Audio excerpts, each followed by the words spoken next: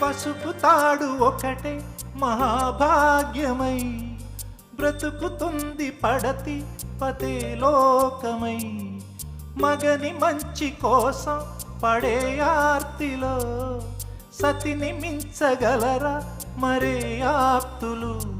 ఏ పూజ చేసినా ఏ నోము నోచినా ఏ స్వార్థము లేని త్యాగం భార్యగా రూపమే పొందగా.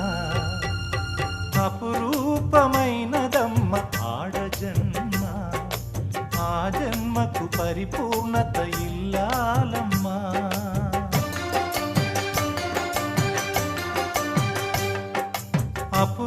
అపురూపమైనదమ్మ ఆడజన్మ, ఆ జన్మకు పరిపూర్ణత